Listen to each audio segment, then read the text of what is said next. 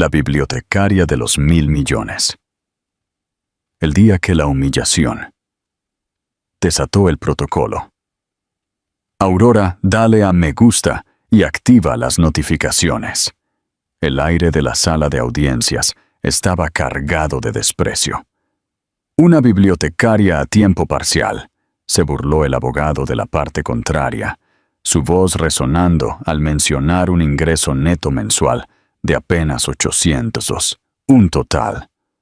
Su señoría, ella no puede pagar la vida de esta niña. Ara Durán se sentó en silencio, su blazer barato abultándose en los hombros, mientras su ex esposo, Marcos Rivas, sonreía con suficiencia desde el otro lado de la sala. Se rieron de su salario, se burlaron de su sencillez. Estaban a punto de arrebatarle a su hija.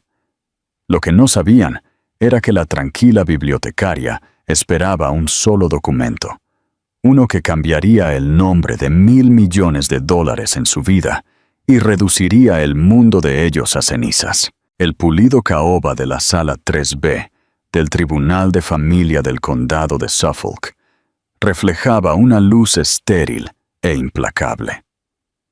Era una sala diseñada para intimidar, para reducir al individuo a un número de caso. Para Ara Durán estaba funcionando. Se sentó en la mesa de la defensa, con la espalda rígida. Su abogada, Sara Méndez, una joven recién graduada de la Facultad de Derecho y pagada por asistencia legal, barajaba papeles que se sentían desgarradoramente delgados. Al otro lado del pasillo estaba la fiscalía, aunque en un divorcio se sentía más como una ejecución pública. Su exesposo, Marcos Rivas, se veía impecable con un traje azul marino de Cegna. Su postura era relajada, era la viva imagen del éxito, una estrella en ascenso en una firma de capital privado de Boston. A su lado se sentó su abogado, Donato Concha, un hombre cuya reputación lo precedía. Concha, socio principal de la prestigiosa Concha, Suárez y Asociados, era conocido por sus tácticas de tierra quemada.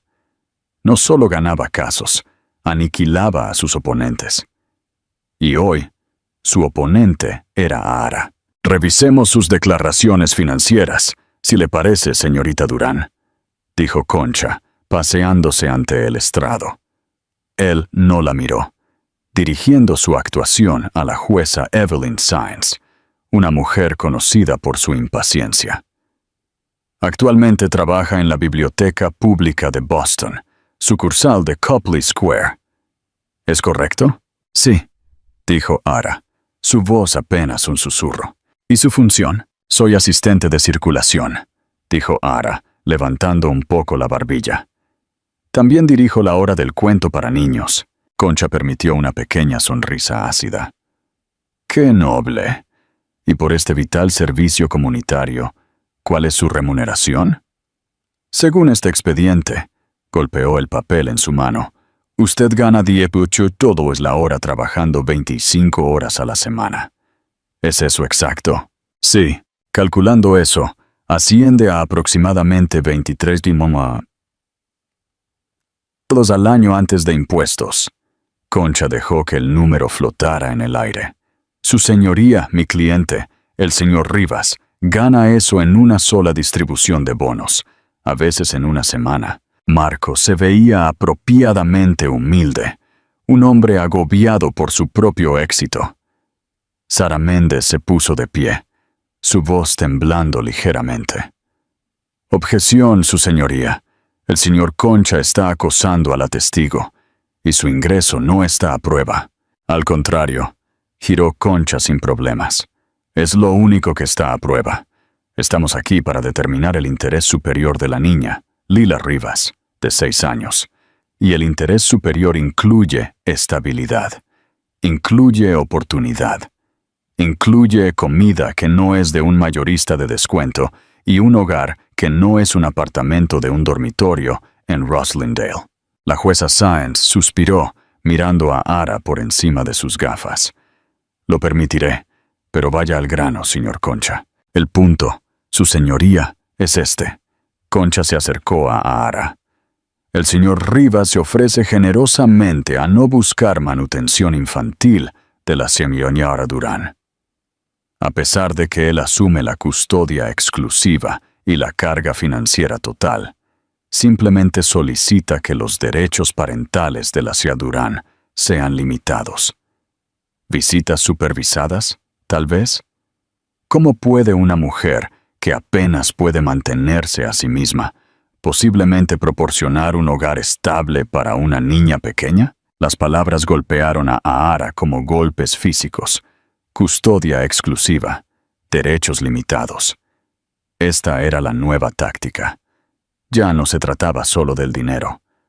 Se trataba de borrarla. Y este apartamento, continuó Concha, su declaración financiera dice que su alquiler es de $1,600 al mes. Su ingreso es de $1,900. Eso deja $13,000 para servicios públicos, comida, ropa y transporte. ¿Cómo se las arregla, señorita Durán? ¿Tiene un benefactor secreto? ¿Una fuente oculta de ingresos? Estaba pescando. Sospechaba algo. Pero estaba buscando en todos los lugares equivocados. Pensó que ella tenía un amante secreto, no un legado secreto. Las manos de Ahara se apretaron en su regazo. «Soy frugal». «¿Frugal?», se burló Concha. El sonido fue fuerte en la sala tranquila. Ella lo llama frugal. Yo lo llamo pobreza extrema. Una niña no puede prosperar en la pobreza. Una niña, especialmente una como Lila, merece la vida que el señor Rivas puede proporcionar. Una vida con su nueva pareja, la señorita Catalina Deck, que es una ejecutiva exitosa por derecho propio. Un hogar en Beacon Hill. Inscripción en la escuela Buckingham Brown and Nichols. No la hora del cuento con las personas sin hogar en la biblioteca pública. Marcos. Su esposo durante 8 años. El hombre que ella había amado. El hombre al que había alimentado y apoyado cuando era solo un ambicioso pasante. La miró con fría indiferencia. Había probado la riqueza, su riqueza, y la había encontrado deficiente. Encontró que su sencillez, que una vez llamó conexión a tierra, era una vergüenza. Su señoría, resumió Concha, está claro. La señora Durán no está en condiciones de cuidar a su hija. Es, por su propia admisión, indigente. Basamos nuestro caso en las finanzas. La jueza Sáenz miró a Ahara. Señorita Méndez, ¿tiene su cliente algo que agregar? ¿Alguna otra fuente de ingresos que haya omitido revelar? Porque en el papel, las matemáticas del señor Concha son alarmantes. Ahara miró a su abogada, que parecía al borde de las lágrimas. Miró a la jueza, cuyo rostro era una máscara de neutralidad profesional, pero cuyos ojos tenían un rastro de lástima. ¿Lástima? Eso era peor que la burla. No, su señoría, dijo Ahara, su voz temblorosa pero clara. No tengo otros ingresos. Aún no, se burló Concha. Aún no. El grito del perpetuamente esperanzado. El tribunal no trata con la esperanza, señora Durán. Trata con hechos. Y el hecho es que está arruinada. Se dio la vuelta y regresó a su mesa, compartiendo una mirada de triunfo con Marcos. La primera ronda fue suya. Ahara sintió que las paredes se cerraban. La promesa que le había hecho a su padre, una promesa que había definido toda su vida adulta, estaba a punto de costarle lo único que realmente valoraba.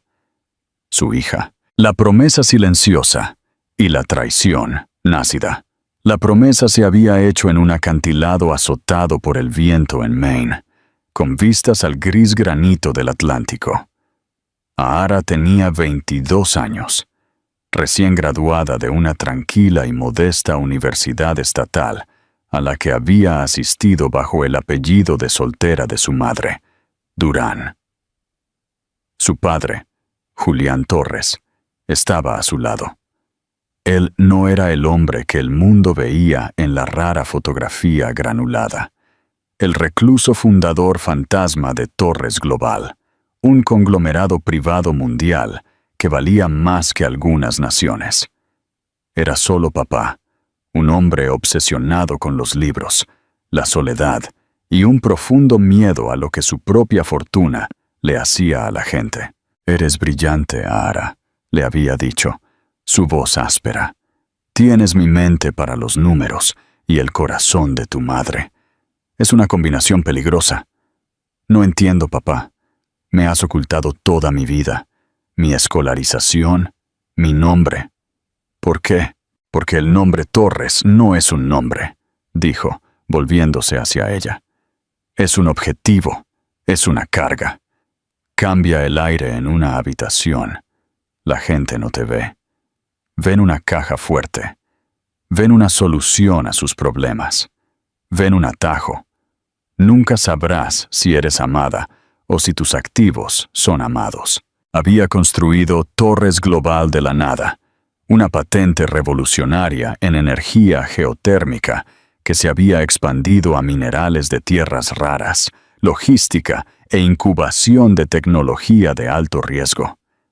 Pero la riqueza le había costado a su esposa, la madre de Ara, que huyó de la paranoia y el aislamiento, y había convertido a sus hermanos en extraños ambiciosos y celosos.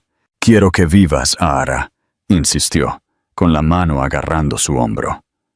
«Que vivas de verdad, antes de que te encadenen a esto», señaló el océano como si todo fuera suyo. «He puesto todo en el fideicomiso Aurora. Es inquebrantable, administrado por Brandt & Cie en Zúrich. No lo tocarás, y no te tocará hasta que yo me haya ido. Quiero que trabajes. Quiero que luches. Quiero que sepas el valor de $1 ganado. Quiero que encuentres a alguien que ame a Ara Durán. Y si lo haces, entonces serás la única Torres en una generación en conocer la verdadera felicidad», había dicho. «Prométemelo, Ara. Vive una vida sencilla hasta que me haya ido». Ella lo había prometido. Conoció a Marcos Rivas 2 años después. Ella estaba trabajando en un Starbucks en el distrito financiero. Los vapores siseando. El olor a café quemado en el aire. Él era un analista, todo ángulos afilados y ambición, agarrando un macchiato antes de una reunión. Se sintió encantado por su gentileza tranquila, su inteligencia, su aparente falta de deseo de algo más. Ella era real, dijo. Ella le dijo que era huérfana, que sus padres habían muerto en un accidente automovilístico, dejándole un pequeño fondo fiduciario que pagó la universidad y que desde entonces se había agotado. Fue una mentira perfecta y creíble. A él le encantaba ser el proveedor, el rescatador. Su salario de finanzas creció, y él disfrutó salvándola de sus trabajos serviles. Cuando nació Lila, él insistió en que ella dejara de trabajar en la organización sin fines de lucro a la que se había unido. «Yo me encargo de esto, cariño. Solo concéntrate en Lila. No necesitamos tus $30,000 al año». Ara aceptó, hundiéndose más profundamente en el papel de la esposa simple y agradecida. Julián Torres murió hace 3 años, de un paro cardíaco masivo repentino en su isla privada. Tenía 62 años. Ara hizo el duelo sola. No fue al funeral. No hubo uno. Todo fue manejado por la oficina familiar, un término que solo había escuchado usar a su padre. «Señorita Torres Durán, mi más sentido pésame», llamó el señor Brandt, el hombre en Zúrich, con voz desprovista de emoción. «El fideicomiso Aurora ya está activo y recae enteramente en usted. Se requiere su firma en los documentos de transferencia. Tenemos un jet en espera para Zúrich. El patrimonio tiene un valor actual de 19,000 millones. Requiere administración activa. La voluntad de su padre establece. La voluntad de mi padre estableció que él quería que yo fuera feliz. Ella lo interrumpió. Y lo soy. Por favor, ¿puede simplemente dejar que se quede así? Manéjelo como lo hizo para él. No me envíe nada. No me contacte. La llamaré cuando esté lista. Hubo un largo y costoso silencio en la línea suiza. Esto es muy irregular, pero los estatutos del fideicomiso le otorgan discreción absoluta. Continuaremos administrando los activos en modo de crecimiento pasivo. Llámenos cuando esté lista. Use el protocolo Aurora. La línea hizo clic. Ara había mirado a su hija, la vida que había construido, la vida pequeña y real, y eligió mantenerla. La ironía era ácida.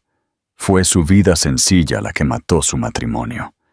A medida que la propia estrella de Marcos ascendía, se cansó de ella. Ya no era una presencia estabilizadora, era un ancla. Empezó a llegar a casa tarde. Olía a perfume caro, que no era el de ella. Hablaba interminablemente de Catalina Deck, una brillante vicepresidenta en su firma. Hace 6 meses, había llegado a casa y había anunciado que la dejaba. Estoy aburrido. Necesito a alguien que me desafíe, alguien a mi nivel. Incluso entonces, ella lo había dejado ir. No luchó. Tomó un pequeño apartamento, consiguió el trabajo a tiempo parcial en la biblioteca para tener algunos ingresos, y solo pidió la custodia compartida de Lila. Nunca imaginó que él sería tan cruel como para intentar arrebatarle a su hija por completo.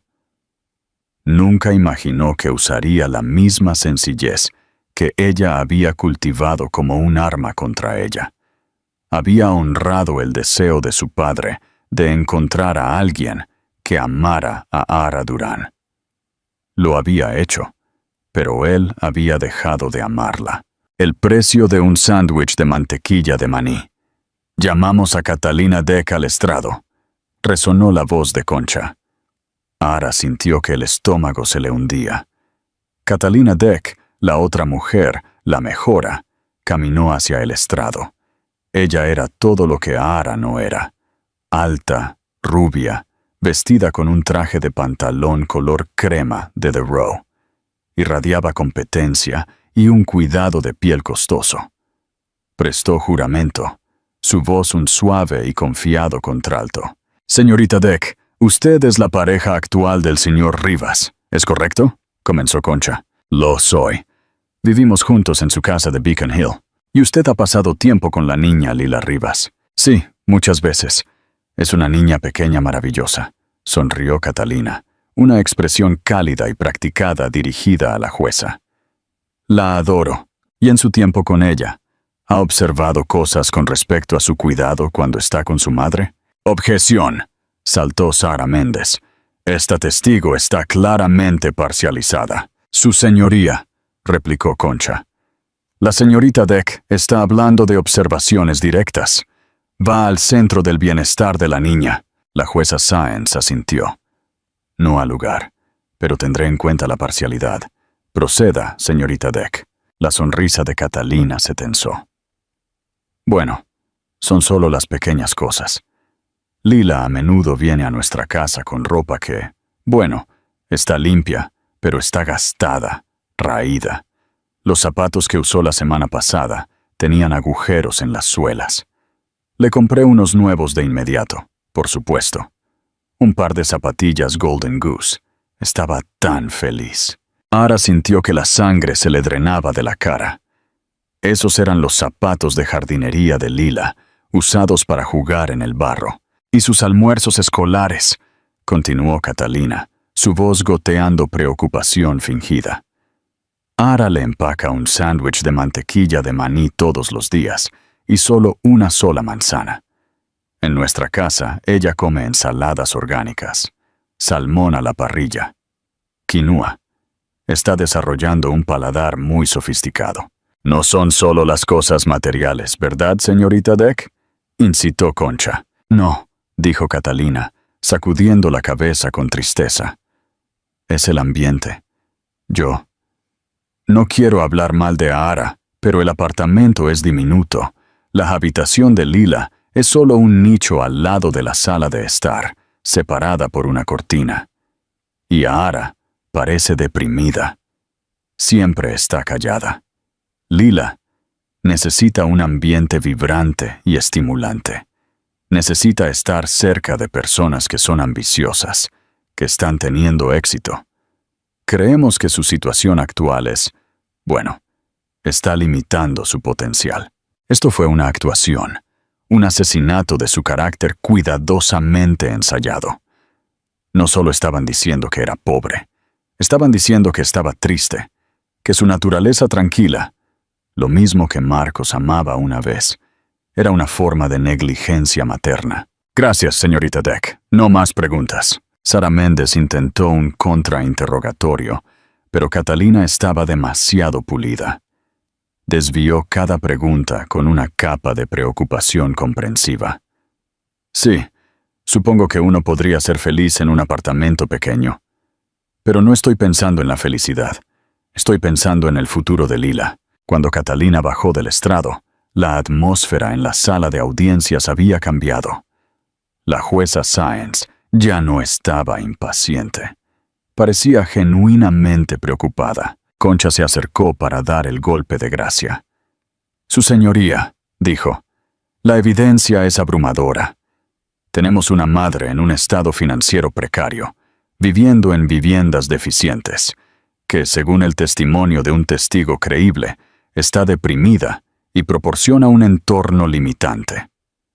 Por otro lado, tenemos un padre que es un pilar de la comunidad financiera, que ofrece un hogar estable con 2 padres con su exitosa pareja, un hogar que proporciona todas las ventajas posibles. Hizo una pausa, dejando que el contraste calara. El señor Rivas está solicitando la custodia legal y física exclusiva. También solicita una orden judicial para una evaluación psiquiátrica de la señora Durán, para determinar su aptitud. Dada su clara incapacidad para proveer, pedimos a la Corte que conceda esta moción de inmediato. Una evaluación psiquiátrica. Fue el clavo final. Ahara sabía lo que eso significaba. Significaba que perdería a Lila hoy. La pintarían como inestable, y para cuando ella luchara contra ello, Lila se habría instalado en esa casa de Beacon Hill, durmiendo en una habitación comprada y decorada por Catalina. La jueza Sáenz miró a Ahara, su expresión sombría. Señora Durán, esta es una alegación muy seria. Sus declaraciones financieras y el testimonio de la señorita Deck pintan un panorama preocupante. El bienestar material de un niño es un factor significativo en la custodia. A menos que tenga algo, cualquier cosa, para contrarrestar esta narrativa, me inclino a conceder la moción temporal del señor Concha. Sara Méndez estaba hojeando sus notas, derrotada. Su señoría, el amor no es un activo material. Ahara es una madre maravillosa.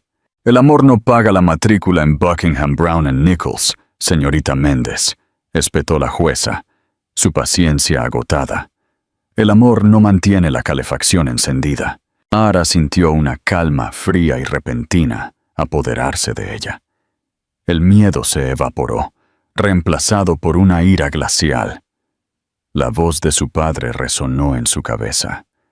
Nunca sabrás si eres amada o si tus activos son amados. Finalmente tuvo su respuesta.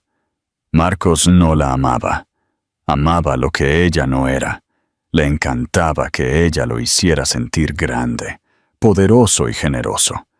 Pero en el momento en que se convirtió en un inconveniente, en uno arruinado, ella fue desechable, y él estaba dispuesto a destruirla para conseguir lo que quería. Se había equivocado en el cálculo. Pensó que estaba casado con una simple bibliotecaria. No tenía idea de que estaba casado con la única heredera de Torres Global. Su señoría, dijo Ahara, poniéndose de pie. Su voz ya no era un susurro. Era clara, fría y llevaba el peso repentino e impactante de la autoridad. Sara Méndez le tiró del brazo. «Ara, no, siéntate». Concha parecía divertido.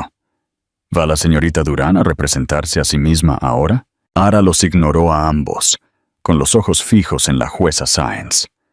«Su señoría, las acusaciones del señor Concha se basan en una profunda incomprensión de mi situación financiera. He retenido ciertos activos. Solicito un breve receso. Necesito hacer una llamada telefónica». La jueza frunció el ceño. «¿Activos retenidos, señora Durán? Usted firmó una declaración jurada». «Lo sé», dijo Ara, «y estoy preparada para enmendarla drásticamente. Por favor, 10 minutos». La fuerza repentina de su personalidad, una cualidad que nadie en la sala había visto jamás, hizo que la jueza se detuviera.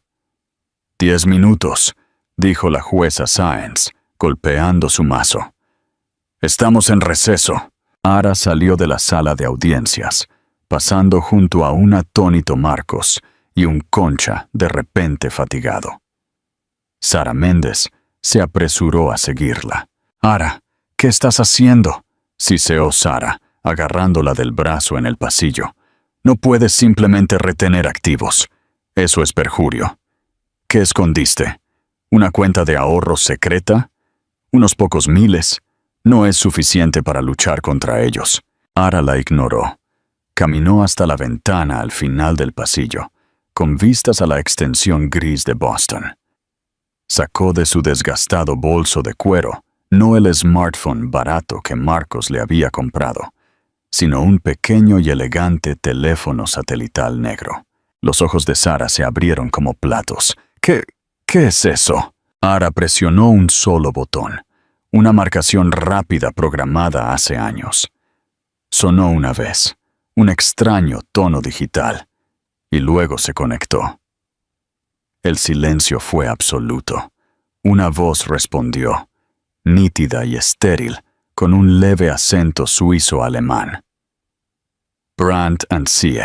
Aquí Ara Torres Durán», dijo Ara, su voz cayendo en una cadencia corporativa formal que Sara nunca había escuchado. «Estoy iniciando el protocolo Aurora». Hubo una pausa. La voz al otro lado se volvió más cálida, casi reverente. «Señorita Torres, por fin. Hemos estado esperando su instrucción. ¿Cómo podemos proceder?» «Señor Brandt, necesito 2 cosas de inmediato. Primero, necesito una verificación completa de activos y liquidez, certificada y notariada para el patrimonio de Julián Torres y el fideicomiso Aurora. Necesito que se envíe digitalmente y por mensajería al Tribunal de Familia del Condado de Suffolk. Atención a la jueza Evelyn Sáenz». «Entendido. Tomará aproximadamente 30 minutos recopilar los valores de activos globales en tiempo real. Se enviará». «Segundo», continuó Ara, «necesito un abogado principal. Mi representación legal actual es insuficiente». Sara se estremeció, pero Ara siguió adelante, con la mirada fija en el horizonte. «Necesito el mejor. Quiero a Alastair Finch de Cravath, Swain & Moore, en Nueva York. No me importa lo que esté haciendo. Lo quiero en un helicóptero a Boston. Ahora. Debe presentarse en esta sala de audiencias. Pagaré la retención de emergencia y cualquier tarifa requerida para sacarlo de lo que sea que esté haciendo». El señor Brandt no dudó. «El señor Finch es nuestro principal litigante a sueldo exactamente para este propósito. Lo tendré en el aire desde el helipuerto de Manhattan en 10 minutos. ¿Estará en Boston en menos de 90 minutos. No es lo suficientemente bueno, señor Brandt. Este tribunal está a punto de llevarse a mi hija. Lo necesito ahora». «Señorita Torres», dijo Brandt, «el señor Finch no puede estar físicamente allí en 10 minutos. Entonces consígame su equivalente en Boston. ¿A quién tiene en Ropes & Gray o Wilmer? Necesito un tiburón, señor Brandt. Necesito un asesino. Y lo necesito en este edificio antes de que ese mazo de jueza golpee la madera». «Un momento». La línea se quedó en silencio.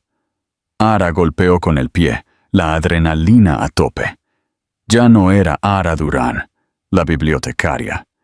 Era Ara Torres, la CEO, la cliente, la dueña. Brandt regresó. Tenemos una solución mejor. El señor Finch ya está en Boston. Estaba gestionando la adquisición de una firma de biotecnología en Cambridge. Está a 10 minutos de distancia. Lo estoy enviando a usted y a su equipo a su ubicación. Estarán allí cuando finalice su receso. Ara cerró los ojos con alivio. Bien. Autorice a su equipo a actuar en mi nombre en todos los asuntos. Envíeles el expediente del caso. Y, señor Brandt, envíe una copia de la verificación de mis activos al abogado de mi esposo, el señor Donato Concha, también. Quiero que lo vea personalmente. Con placer, señorita Torres. El protocolo Aurora está completamente activado. Bienvenida de nuevo. La línea hizo clic. Ara se volvió hacia Sara, que estaba apoyada contra la pared, con el rostro pálido por el shock. Ara, ¿quién eres tú? Mi nombre, dijo Ara, guardando el teléfono satelital. Es Ara Torres. Mi padre era Julián Torres. La mente de Sara se quedó en blanco. Torres. Como en Torres Global, la mítica empresa privada, la que Forbes y Bloomberg han estado tratando de valorar durante décadas. La misma, dijo Ara. Soy dueña de todo, pero tu apartamento, la biblioteca, tu salario de 18 la hora, fue una promesa a mi padre. Quería una vida real. Quería ser amada por quien era, no por lo que valía. Ara soltó una risa amarga. Parece que fallé en todos los aspectos, pero eso se acabó ahora. Las puertas dobles del pasillo se abrieron de golpe. Marcos y Concha salieron. Marcos parecía furioso. ¿Qué fue eso, Ara?, exigió Marcos. ¿Qué activos? ¿Ocultaste una tarjeta de crédito que no conocía? ¿Vas a producir de repente unos pocos miles? Es patético. Concha levantó una mano, silenciándolo. Estaba mirando a Ara, con los ojos entrecerrados. El pánico en el pasillo. La extraña confianza fría que irradiaba a Ara. El blazer barato que de repente parecía un disfraz. Algo andaba mal. Señorita Durán, dijo Concha lentamente. Sería prudente que terminara con esta farsa. Mentir a un juez es un delito grave. Ara simplemente lo miró. Usted se burló de mi salario, señor Concha. Me llamó indigente. Está a punto de descubrir lo caro que fue ese error. Antes de que pudiera responder, el ascensor al final del pasillo sonó.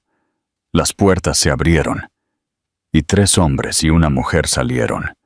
No solo vestían trajes, vestían armaduras, gris oscuro, cosida a mano e irradiando un aura de poder intocable.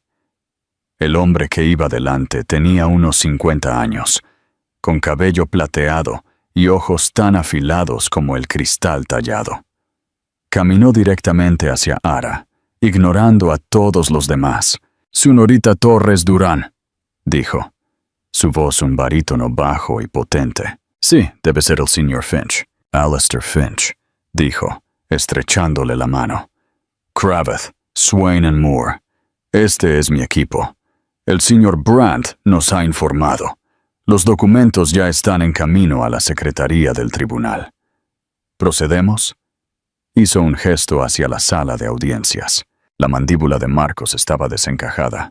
¿Quién demonios eres tú? Alistair Finch giró su mirada hacia Marcos. Fue como ser apuntado por un francotirador.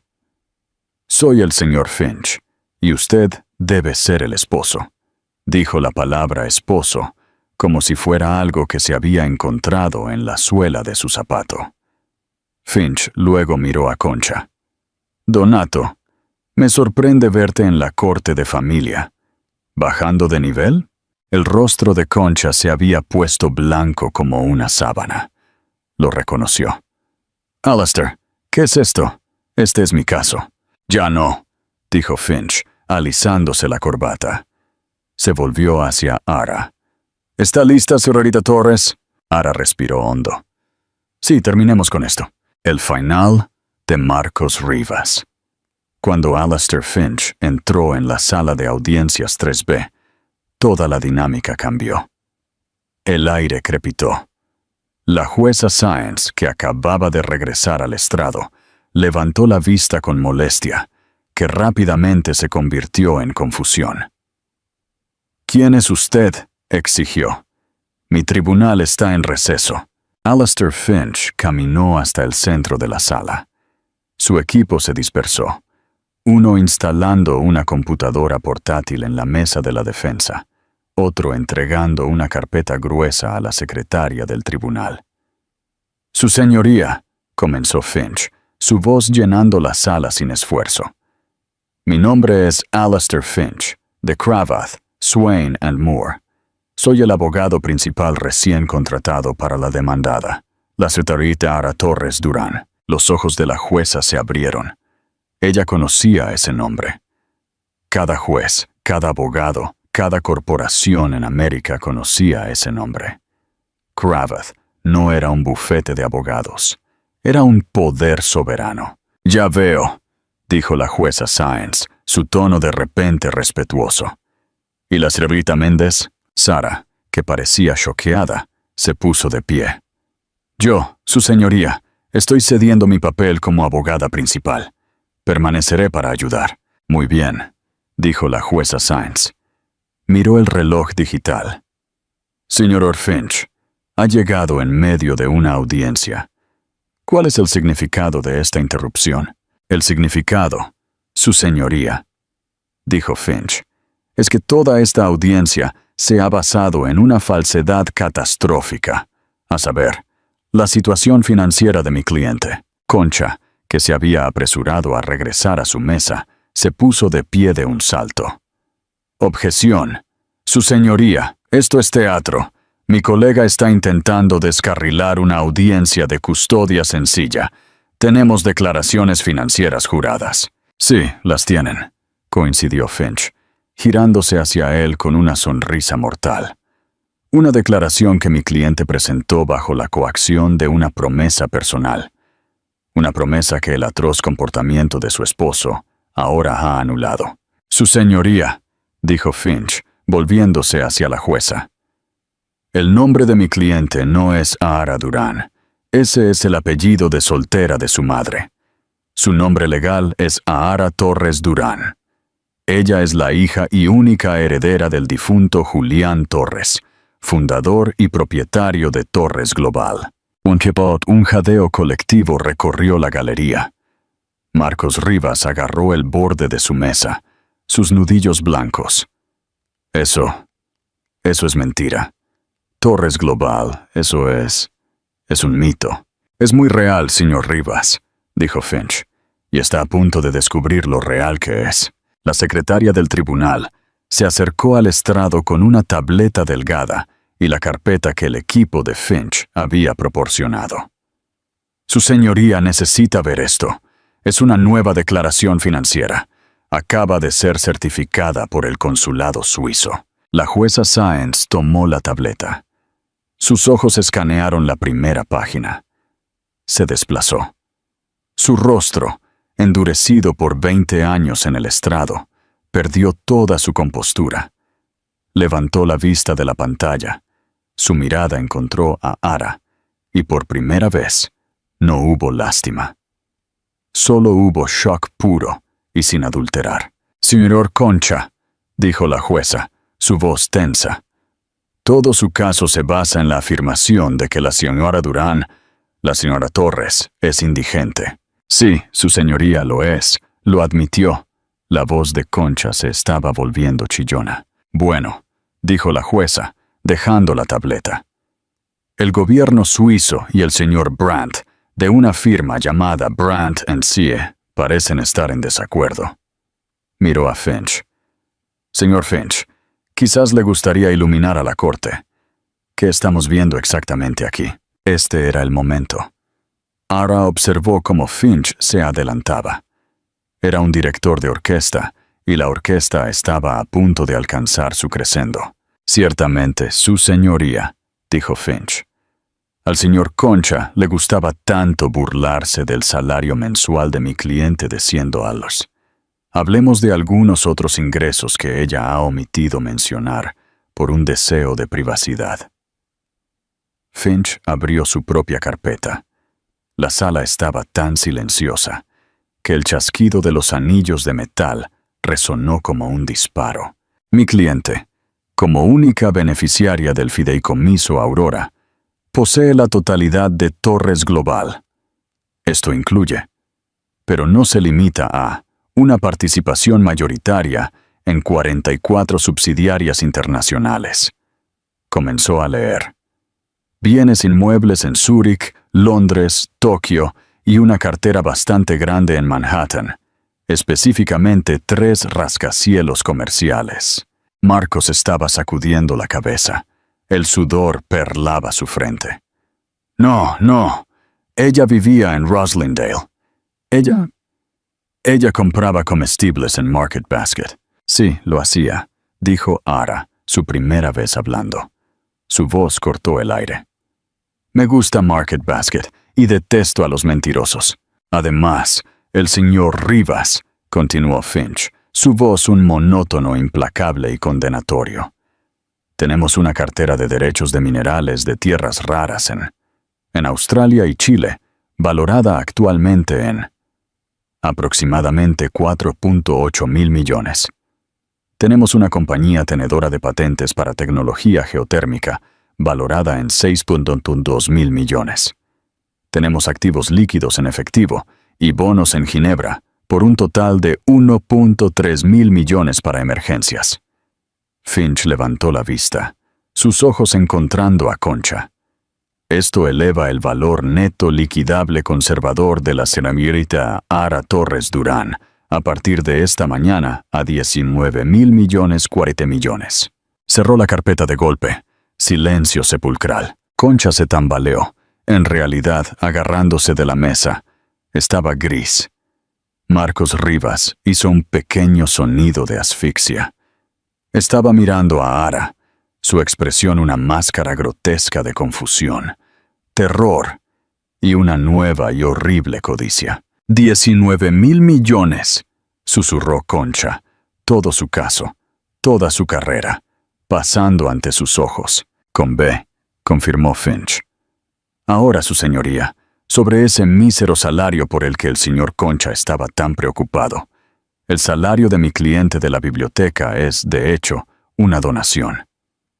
La señorita Torres financia personalmente toda el ala infantil y el programa de alfabetización de esa sucursal de la biblioteca por una suma de $300,000 al año, de forma anónima. Los $1,800 al mes, ese es solo el salario que se paga a sí misma de su propia donación, por motivos fiscales. Finch dio un paso hacia la mesa de Concha. Usted la llamó indigente. Se burló de su trabajo de $18 la hora. Los dividendos trimestrales intactos de mi cliente del Fondo de Ginebra por sí solos. Miró sus notas. Son 14,2 millones que gana mientras duerme. Más de lo que toda su firma, señor Concha, facturará en un año. La humillación fue tan profunda, tan absoluta, que fue casi física.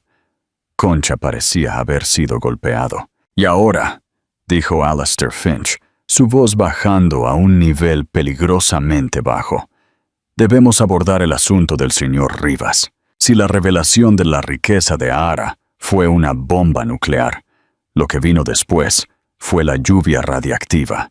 Marcos Rivas todavía estaba procesando el número, 19 mil millones.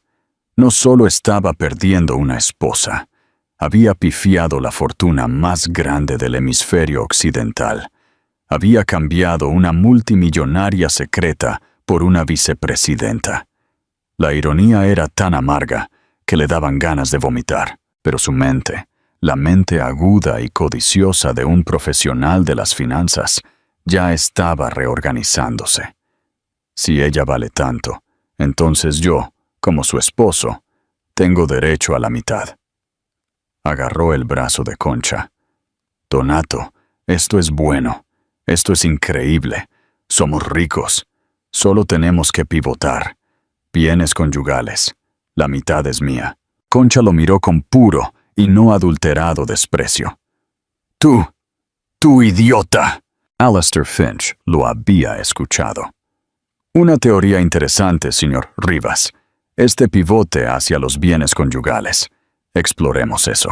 El asistente de Finch tocó una tecla en su computadora portátil. Una gran pantalla en la pared, previamente sin usar, cobró vida. Su señoría, se dirigió Finch a la jueza. Mientras mi cliente vivía de manera sencilla, el señor Rivas no lo hacía. Creía que era el socio adinerado en este matrimonio y, como muchos hombres de su particular fibra moral, comenzó a ocultar activos en previsión de este divorcio. En la pantalla aparecieron extractos bancarios, cuentas offshore, Islas Caimán, una corporación fantasma en Delaware. «Tenemos aquí», dijo Finch, «pruebas de que el señor Rivas desvió ilegalmente sus bonos, por un total de 1.4 millones en los últimos 2 años, a cuentas ocultas a mi cliente y a este tribunal. Presentó una declaración financiera fraudulenta. La de mi cliente era simplemente incompleta. La suya fue un delito grave». Las piernas de Concha cedieron. Se sentó pesadamente.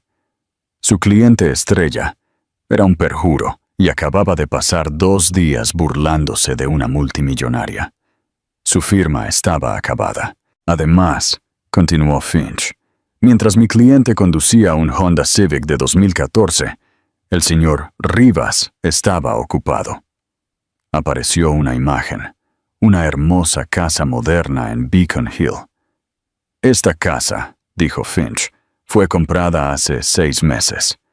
El pago inicial de $850,000 fue pagado por Rivas Holdings LLC, la corporación fantasma antes mencionada. Pero el señor Rivas no vive allí solo». Una nueva testigo estaba de repente en la puerta. «Llamamos a la señorita Catalina Deck», anunció Finch. Catalina, que había estado esperando en el pasillo, entró luciendo confundida.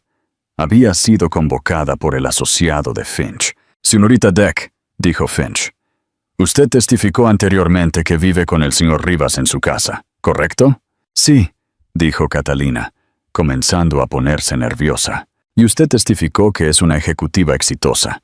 ¿Es esta casa parcialmente suya?» Yo contribuyo», dijo Catalina. «Eso no es lo que dice el título», dijo Finch. «El título está únicamente a nombre del señor Rivas, al igual que el contrato de arrendamiento de su Mercedes y la línea de crédito de $50,000 en Saks Fifth Avenue, que él paga. Usted no es su pareja, señorita Deck. Usted es su amante, una costosa, por cierto». Catalina se puso blanca. «Usted testificó», insistió Finch, «que el apartamento de mi cliente era deficiente, que sus sándwiches de mantequilla de maní eran limitantes. Usted, señorita Deck, es un gasto conyugal no declarado. Está viviendo en una casa comprada con activos conyugales robados». «¡Objeción!», logró chillar Concha, levantándose débilmente. Esto es difamación». «Son matemáticas», replicó Finch, «y apenas estoy comenzando. Su señoría, tenemos pruebas de conspiración para defraudar, perjurio y transferencia ilegal de activos.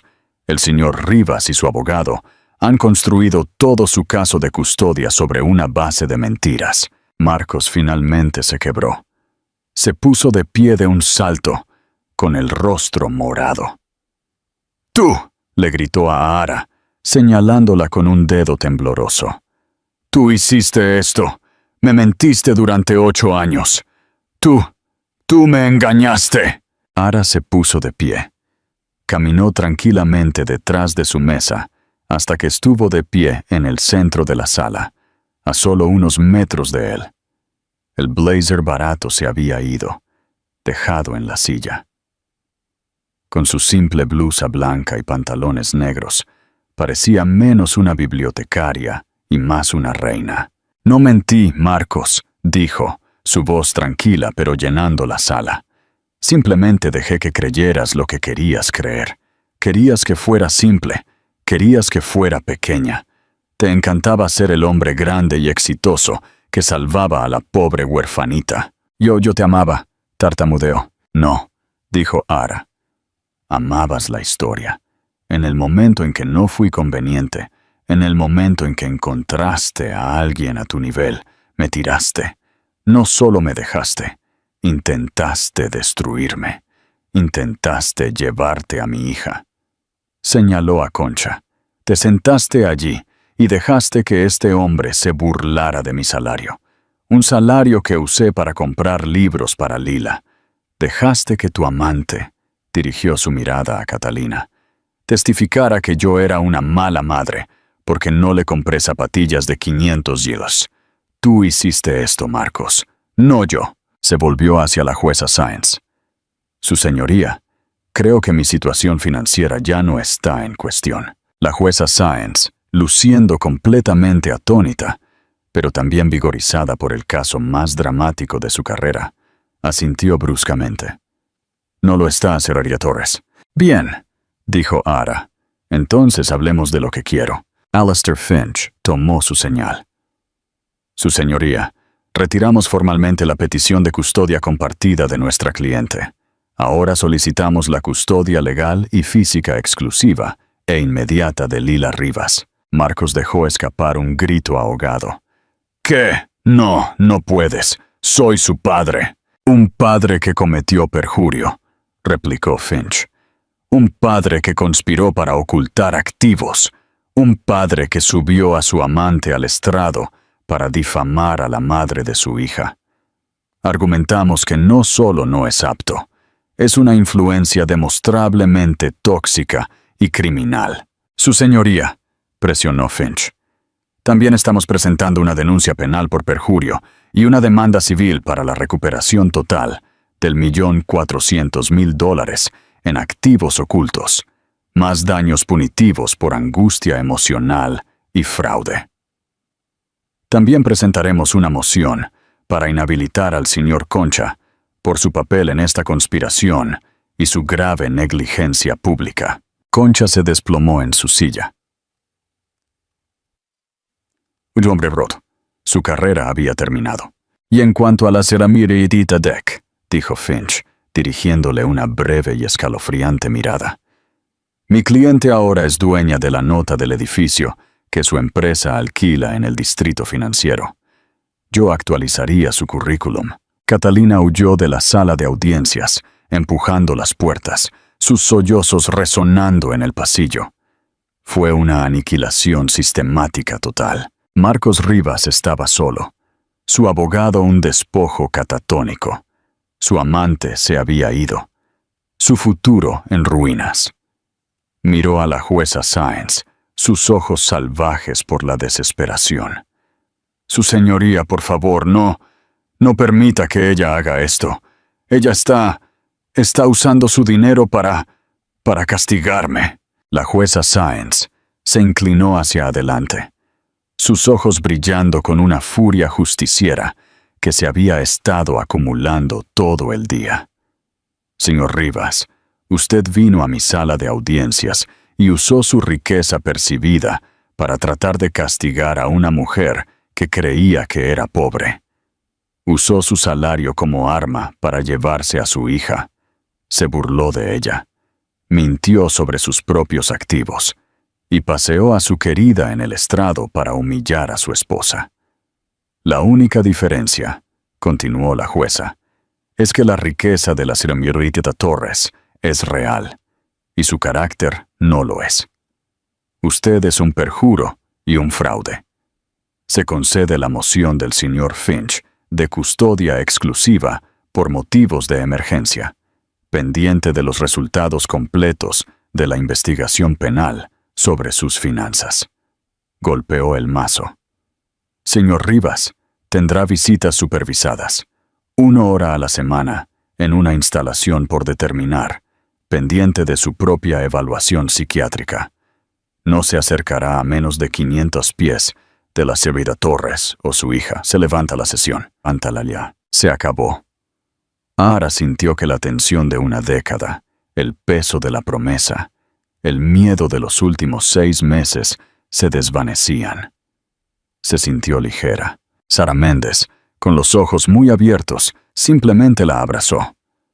Esa fue la cosa más increíble que he visto. «Sara», dijo Ara, «el señor Finch te va a escribir un cheque por tu tiempo. Uno muy, muy grande. Y si estás interesada, la Fundación Torres necesita un nuevo director para su división de asistencia legal». La mandíbula de Sara cayó. «¡Sí, sí! ¡Dios mío, sí!». Ara sonrió, una sonrisa genuina. Se giró para irse. Alastair Finch le abrió la puerta. Ella salió al pasillo. Una mujer libre. Marcos estaba allí, apoyado contra la pared, rodeado de 2 ujieres. Parecía un fantasma. «Ara», susurró mientras ella pasaba. «Ara, lo siento. Yo no sabía. Todavía te amo. Podemos arreglar esto. Dejaré a Catalina. Podemos...». Ara se detuvo. Lo miró. No con odio, sino con un ojo de diagnóstico frío y claro. Finalmente lo vio por lo que era.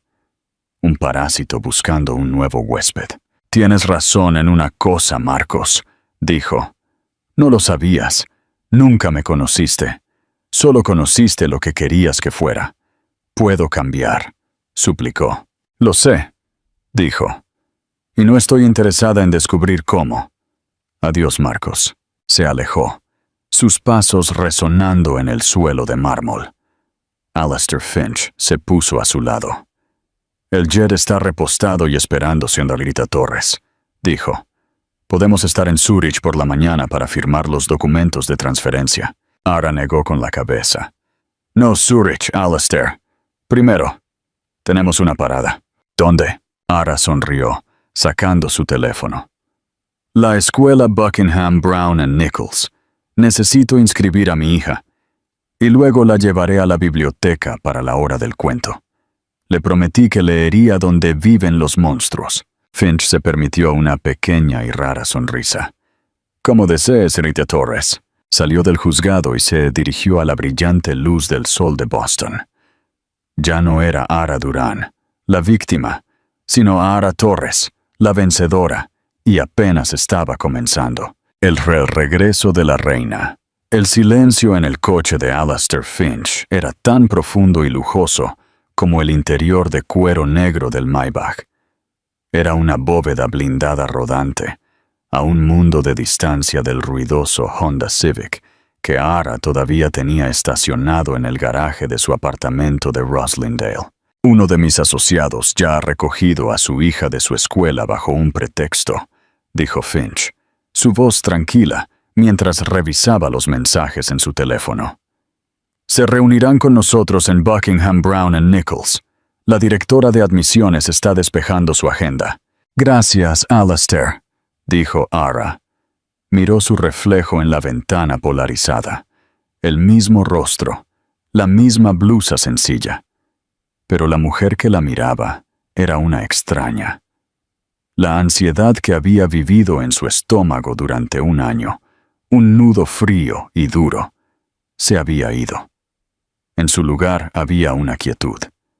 Era la quietud del poder, el conocimiento absoluto e inquebrantable de que el suelo bajo sus pies era por primera vez sólido. Llegaron a la escuela, una fortaleza de ladrillo y hiedra del viejo mundo en Cambridge. La directora de admisiones, una mujer formidable llamada Eleanor Harrington, los estaba esperando en los escalones, su sonrisa fija y ansiosa. Claramente había sido informada sobre quién venía. «Señor Finch», dijo, estrechando su mano firmemente antes de volverse hacia Ara, con una mirada más cálida y evaluadora. «Y usted debe ser la señorita Torres. Un placer. Tenemos los papeles de registro listos». Dice. 10 minutos antes en esa sala de audiencias, a Ara Durán le habrían entregado una pila de formularios de ayuda financiera. A la señorita Torres le entregaron una sola hoja de papel, el registro de fundadores y una taza de té, mientras Lila era traída por una asociada de aspecto amable y llevada a un recorrido prioritario por otro miembro del personal. Ara se sentó con la señora Harrington. «Estamos, por supuesto, encantados de que Lila se una a nosotros», dijo la señora Harrington, doblando las manos. «Dado el timing, podemos ubicarla en la clase de la señora Albright a partir de mañana. ¿Alguna consideración especial?» «Tengo una», dijo Ara, su voz suave. «Fui bibliotecaria. Dirigí un programa de alfabetización en Copley Square». La señora Harrington parpadeó, confundida por la digresión. «La matrícula de esta escuela es, estoy segura, astronómica», continuó Ara. «Quiero financiar una nueva beca, una dotación para hijos de madres solteras en el área de Boston. Niños que nunca en 1.000.000 de años podrían cruzar estas puertas». La expresión profesionalmente educada de la señora Harrington se derritió en un shock genuino. «Será Miretita Torres, una dotación es un significativo. Llamémosla la beca Durán en honor a mi madre», dijo Ara. «Alastair, haz que el señor Brandt transfiera una semilla inicial de 5 millones. Podemos discutir los detalles más tarde». Alastair Finch hizo una simple nota. «Considere lo hecho». La señora Harrington se quedó sin palabras. Ara Torres no solo había venido a inscribir a su hija, había venido a comprar un pedazo del alma de la escuela. 20 minutos después, Ara estaba de vuelta en el Maybach. Esta vez, un cuerpo pequeño y cálido estaba presionado contra su costado. Lila vibraba de emoción, sosteniendo un pequeño oso de peluche de la oficina de admisiones. «Mami, ese lugar era enorme. Parecía un castillo. ¿De verdad voy a ir allí? ¿Y quién era esa señora?» «Esa era la señora Harrington, cariño. Y sí, lo harás. Y ese hombre amable», señaló a Finch en el asiento delantero. «Es el señor Finch. Es un nuevo amigo de mami». «¿Te ayudó?», preguntó Lila, su voz pequeña. Ara sintió que se le anudaba la garganta. Abrazó fuerte a su hija, enterrando la cara en el pelo de Lila, oliendo el familiar aroma a tierra de parque y jugo de manzana. «Sí, cariño. Me ayudó. Me ayudó a asegurarme de que tú y yo estamos a salvo». «¿Y mi papá?» «Papá va a estar ocupado por un tiempo», dijo Ara con cuidado. «Solo seremos tú y yo. Vamos a estar bien, lo prometo». «Está bien», dijo Lila, contenta con la respuesta, e inmediatamente volvió su atención al oso. Para Ara lo era todo. Mientras ella estaba creando dotaciones, Marcos estaba siendo procesado. Mientras ella abrazaba a su hija, Concha estaba redactando una carta a sus socios informándoles que su carrera había terminado. Y mientras ella decidía el futuro de Lila, Catalina Deck estaba descubriendo que sus tarjetas corporativas habían sido rechazadas. El Maybach se detuvo en la sucursal de Copley Square de la Biblioteca Pública de Boston. Finch miró hacia atrás, perplejo. «Tengo una última promesa que cumplir», dijo Ara. «No tiene que esperar. Puedo conseguir un taxi a casa». Finch casi sonrió. «Mis instrucciones son garantizar su seguridad hasta que su equipo privado llegue de Zúrich. Esperaremos». Ara asintió. Cogió a Lila de la mano y subió los escalones de piedra. Entró en el ala infantil. Su compañera de trabajo, Brenda, levantó la vista del mostrador de circulación. «Ara, Dios mío, estás aquí. Escuchamos que tenías corte. ¿Estás bien? Llegas tarde a la hora del cuento». La habitación de olor familiar, con sus coloridas alfombras y libros de imágenes desgastados, la tranquilizó. Esto era real. Los 19.000 millones eran una abstracción. Esto no lo era. «Estoy bien, Brenda», dijo Ara, su sonrisa genuina. Se alargó un poco. «¿Sigue el grupo aquí?» «Lo están. Te han estado esperando». Ara tomó la mano de Lila y caminó hacia el pequeño taburete de madera. Media docena de niños levantaron la vista, sus rostros brillantes.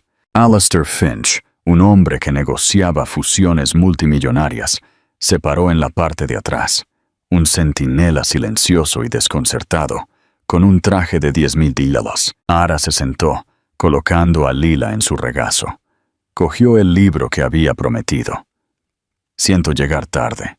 A todos», dijo. Su voz el mismo tono suave y melódico que siempre usaba. «Hoy vamos a leer Donde viven los monstruos». Abrió el libro. La noche que Max se puso su traje de lobo. Mientras leía las palabras familiares, sintió que la última pieza de su vieja vida encajaba con la nueva. Había zarpado. Había domesticado a los monstruos y se había convertido en su reina. Pero ahora estaba de vuelta en casa, donde pertenecía, con la persona que más amaba. El reinado de Ara Torres había comenzado. Reflexión y llamada a la acción. Dicen que el dinero no puede comprar la felicidad, pero puede comprar justicia. La historia de Ara Torres no se trata solo de miles de millones. Se trata del momento en que una mujer empujada al límite absoluto decidió reclamar su poder. Se burlaron de su salario de 18 chelos la hora, pero su verdadero valor nunca estuvo en una bóveda de banco en Zúrich. Estaba en su dignidad, su amor por su hija y la fuerza para vivir una vida tranquila hasta que una ruidosa fue necesaria. Su ex esposo la vio como una simple bibliotecaria, pero olvidó que las bibliotecarias son las guardianas de todas las historias y saben cómo terminan las mejores. ¿Qué pensaste del ajuste de cuentas de Marcos? ¿Fue un final que viste venir? Si disfrutaste de esta historia de justicia y un poderoso regreso, por favor, presiona el botón Me gusta. Comparte este video con alguien que ame un buen giro y asegúrate de suscribirte y activar las notificaciones para que nunca te pierdas una nueva historia.